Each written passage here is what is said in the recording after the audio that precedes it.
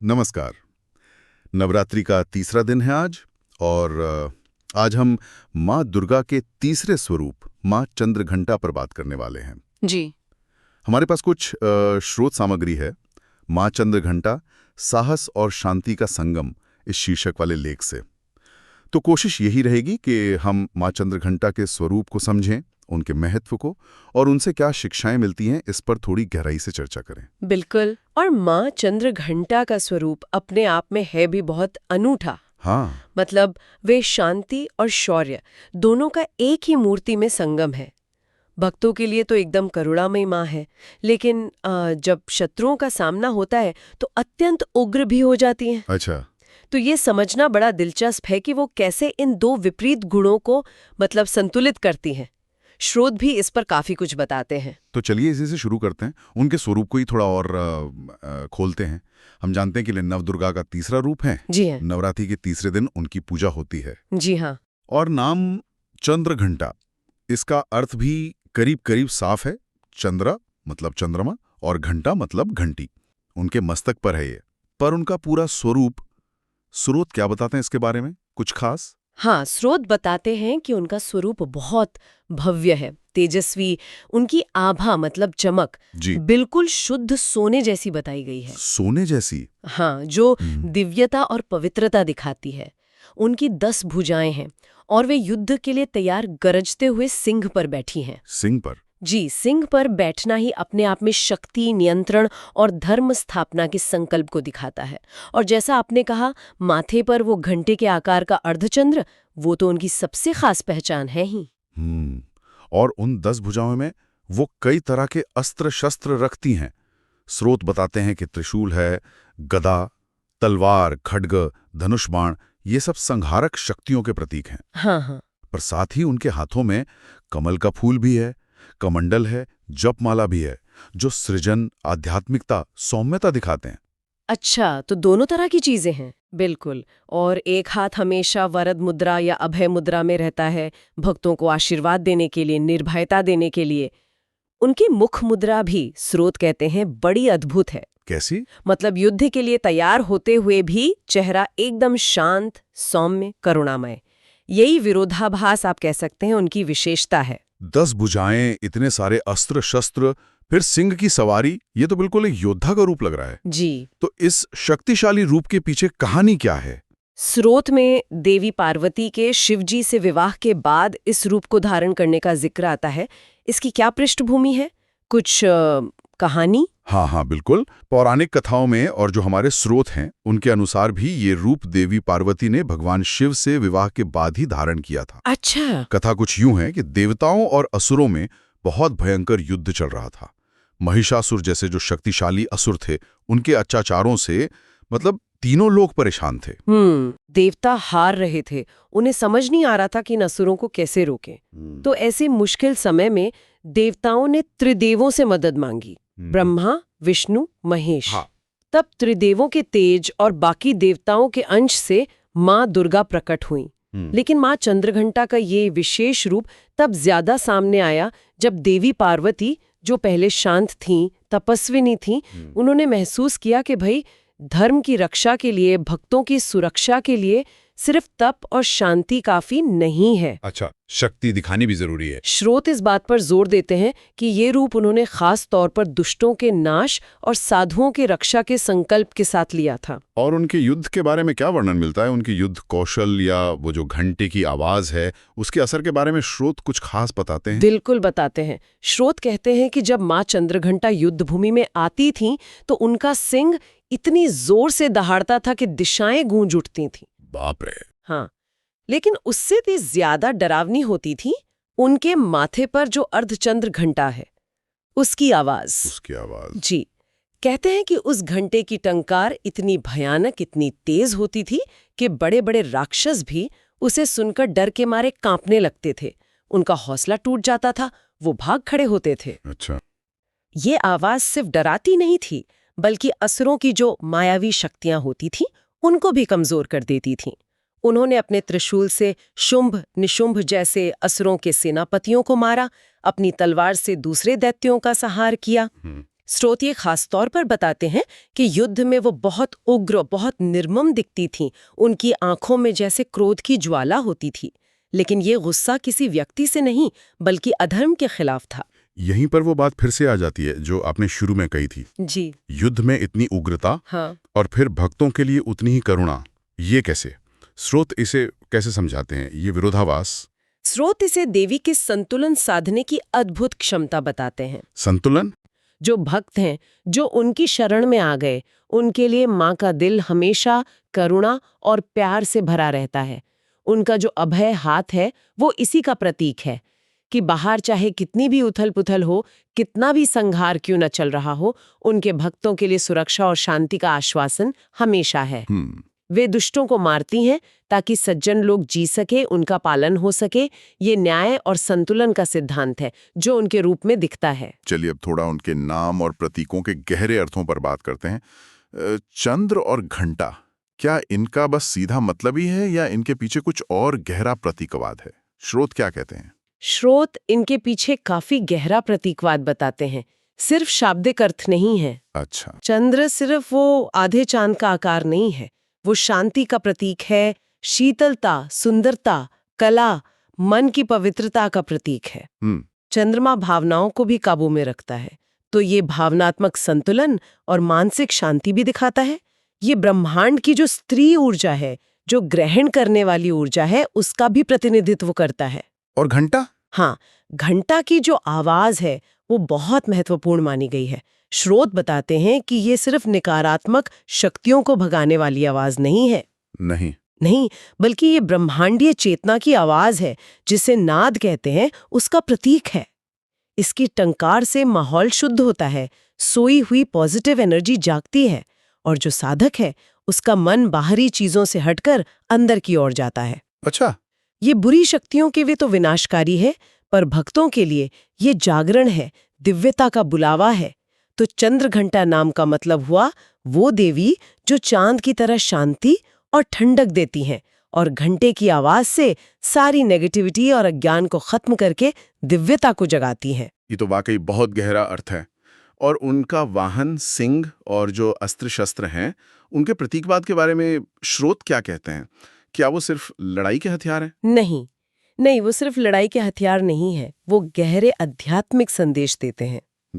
जैसे सिंह सिर्फ सवारी नहीं है, वो धर्म का, साहस का, निडरता का और कभी न हारने वाली शक्ति का प्रतीक है। हाँ। सिंह पर देवी का नियंत्रण ये दिखाता है कि उन्होंने पाश्विक वृत्तियों पर, मतलब जानवरों वाली आदतों पर जीत पा ली है, और धर्म की स्थापना के लिए वो पूरी तरह सक्षम है, संकल्पित है। ये हमें सिखाता है कि भाई आध्यात्मिक रास्ते पर चलने के लिए भी हिम्मत और निडरता चाहिए। बिल्कुल। और अस्त्र शस्त्र? हाँ, अस्त्र शस्त्र। स्रोत इनके प्रतीकाद को भी बताते हैं। त्रिशूल, ये त्रिदेवों की मिली जुली शक्ति है, ब्रह्मा, विष्णु, महेश। आध्यात्मिक स्तर पर देखें तो ये 3 गुणों सत्व, रज, तम या 3 कालों भूत, वर्तमान, भविष्य पर नियंत्रण दिखाता है। और सबसे जरूरी, ये अहंकार, अज्ञान और कर्म के बंधनों को काटने वाला माना जाता है। अच्छा। तलवार, खड्ग, ये ज्ञान की तेज धार है जो शक, भ्रम और अज्ञान के अंधेरे को काटती है। ये सत्य और न्याय की स्थापना का भी प्रतीक है। धनुष बाण, ये लक्ष्य पर ध्यान टिकाने, पक्के इरादे और ऊर्जा को सही दिशा में लगाने का प्रतीक है। साधना में मन को एकाग्र करने की जरूरत इसी से दिखती है। सही। कमल पुष्प, कमल कीचड़ में उगकर भी साफ और पवित्र रहता है ना। हाँ। तो ये संसार में रहते हुए भी संसारिक मोह माया से ऊपर उठने, पवित्रता, सुंदरता और आध्यात्मिक जागरण का प्रतीक है। कमंडल, ये त्याग, वैराग्य और एक योगी के सादे आत्मनिर्भर जीवन का प्रतीक है। अच्छा। अभय वरद मुद्रा, ये तो भक्तों को सुरक्षा, निडरता और कृपा का भरोसा देती है। तो ये सारे प्रतीक मिलकर माँ चंद्रघंटा के कई पहलुओं वाले स्वरूप को दिखाते हैं। वो योद्धा भी हैं, योगी भी हैं और करुणामयी माँ भी। तो इन सभी प्रतीकों, कहानियों और उनके इस खास स्वरूप को अगर हम मिलाकर देखें तो माँ चंद्रघंटा का मूल दर्शन क्या है? उनकी मुख्य शिक्षा क्या है? स्रोत किस बात पर सबसे ज्यादा जोर देते हैं? ये बहुत अहम सवाल है। स्रोत सबसे ज्यादा जोर देते हैं संतुलन पर। संतुलन? जी, संतुलन। जीवन में संतुलन का महत्व। ये संतुलन है अंदर की शांति और बाहर की शक्ति के बीच। अच्छा। चंद्रमा की तरह शांत, शीतल, साफ मन रखना और साथ ही सिंह और अस्त्र शस्त्रों की तरह बाहरी मुश्किलों का सामना करने के लिए साहस, दृढ़ता और शक्ति भी रखना। उनका दर्शन हमें सिखाता है कि सिर्फ चुपचाप बैठे रहना काफी नहीं है और ना ही सिर्फ बिना सोचे समझे ताकत दिखाना। सत्य, न्याय और धर्म की रक्षा के लिए कभी-कभी नरमी और करुणा के साथ-साथ उग्रता और कठोर कदम उठाना भी जरूरी हो जाता है। स्रोत इसे न्यायपूर्ण क्रोध या धर्म के लिए युद्ध की तरह देखते हैं।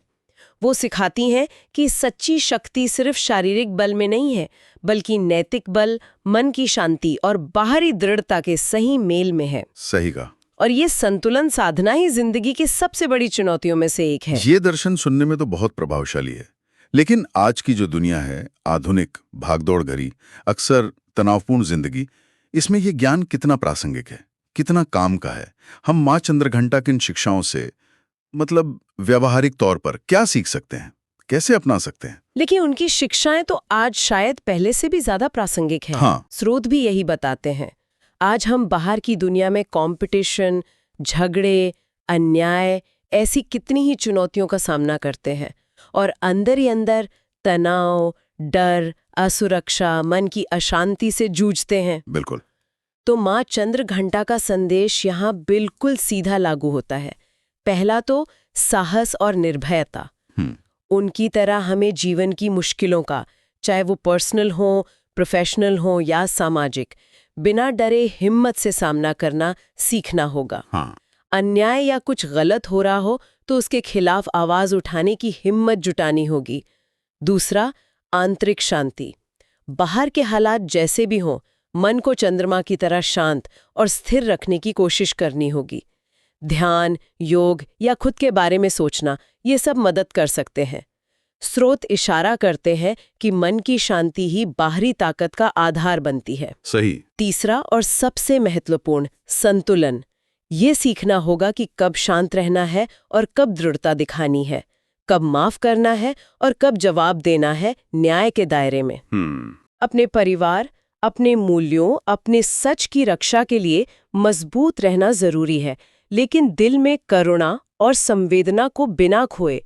स्रोत का सार यही है, मन में चांद की ठंडक रखो, पर जरूरत पड़ने पर अन्याय के खिलाफ शेर बन जाओ। वाह। ये संतुलन हमें बहुत ज्यादा निष्क्रिय या बहुत ज्यादा आक्रामक होने से बचाता है।